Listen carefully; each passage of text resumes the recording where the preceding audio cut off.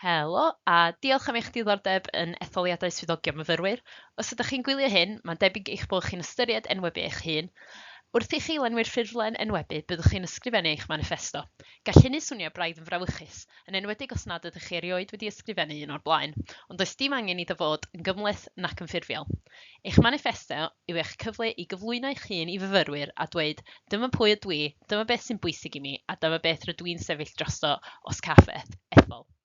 Yn y fideo hwn, byddaf yn eich tywys drwy bob adran o'r manifesto yn esbonio beth sydd ei angen ar fanifesto da ac yn rhoi arweiniad i'ch helpu i ysgrifennu rhywbeth sy'n teimlo'n hyderus, yn onest ac yn driw i chi eich hun.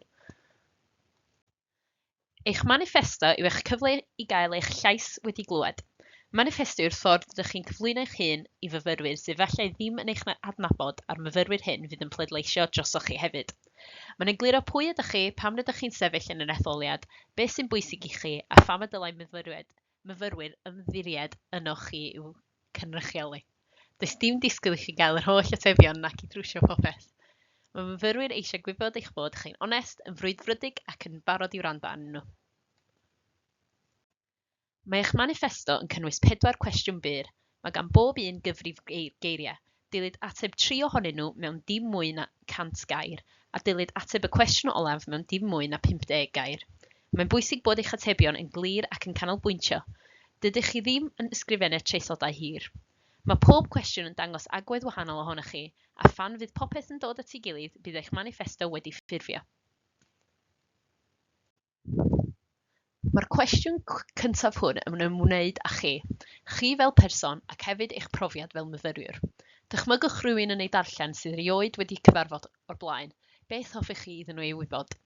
Efallai hoffech chi sôn am eich cwrs, eich profiad yn y brifysgol, ba glybiau cymdeithasau neu weithgareddau allgyrsiol ydych chi'n rhan ohonyn nhw, neu a oes gennych chi swydd rhan amser. Beth ydych chi'n hoffi i wneud i ymlacio? Does dim angen rhestru popeth amdanoch chi.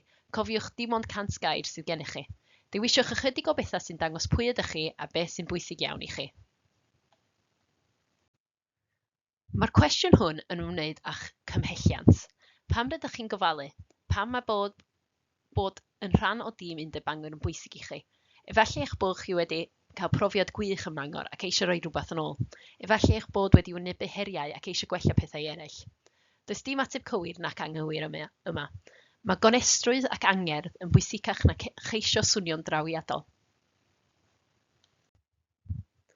Mae'r cwestiwn hwn yn ymwneud â beth rydych chi'n sefyll drosto. Dyma lle gallwch chi siarad am eich syniadau. Meddyliwch am beth rydych chi wedi sylwi fel myfyriwr. Beth sy'n gweithio'n dda, beth sydd ddim, a beth allai fod yn well. Canolbwyntwch ar 1 neu 2 o newidiadau realistig yr hoffech chi weithio tuag atynt pe bych chi'n cael eich ethol. Does dim angen cynllun manwl. Cofiwch eto, dim ond 100 gair sydd gennych chi. Mae myfyrwyr eisiau gweld eich bod chi wedi gwrando, wedi sylwi ar faterion ac yn poeni am wella bywyd myfyrwyr. Mae'r cwestiwn hwn yn ymwneud â dweud wrth fyfyrwyr pan y gallen nhw ymddiried ynoch chi. Dylai'r cwestiwn olaf hwn ddod â phopeth ydych chi eisoes wedi ddweud at ei gilydd. Pam dylai myfyrwyr eich dewis chi? Efallai hoffech chi sôn am eich gwerthoedd, eich ymrwymiaid, neu sut y byddwch chi'n cynrychioli lleisio myfyrwyr. Nid yw hyn yn ymwneud â dweud eich bod chi'n perffaith, ond yn hytrach a dangos a eich bod chi'n hawdd mynd atoch chi, yn ddibynadwy, yn berthnasol ac yn barod i roi myfyrwyr yn gyntaf. Cofiwch, dim ond 50 gair sydd gennych chi ddweud hyn i gyd. Dyna ni, 4 cwestiwn i'w ateb, ac mae eich manifesto wedi ysgrifennu. Mae'n bwysig cofio cadw eich iaith yn syml ac yn naturiol. Ysgrifennwch fel rydych chi'n siarad. Ceisiwch osgoi jargon, geiriau ffasiynol ac acronymau, a cadwch eich testyn berthnasol i myfyrwyr sydd yn pleidleisio drosoch chi. Darllenwch eich atebion yn uchel cyn eu cyflwyno i weld a ydyn nhw'n swnio fel chi. Manifesto hwn fydd yn eich helpu i lunio eich ymgyrch i annog myfyrwyr i bleidleisio drosoch chi. Byddwn yn argrym eich bod chi'n ysgrifennu eich atebion mewn dogfen Word yn gyntaf cyn ei roi yn y ffurflen, fel y gallwch gadw llygad ar y cyfrif geiriau. Ni allech manifesto fod yn fwy na 350 gair, felly pan fydd pob un o'ch atebion yn cael ei roi at ei gilydd, os byddwch chi'n mynd dros y terfyn bydd y geiriau ychwanegol yn cael ei gadael allan. Ceisiwch osgoi defnyddio chatbottiau neu dempledi generig wrth ysgrifennu eich atebion manifesto. Pan fydd llawer o bobl yn defnyddio'r un offer, gallai'r atebion dechrau swnio'n debyg iawn, ac mae hynny'n gallu gwneud i'n anoddach i fyfyrwyr gysylltu ar hyn ydych chi'n ei ddweud.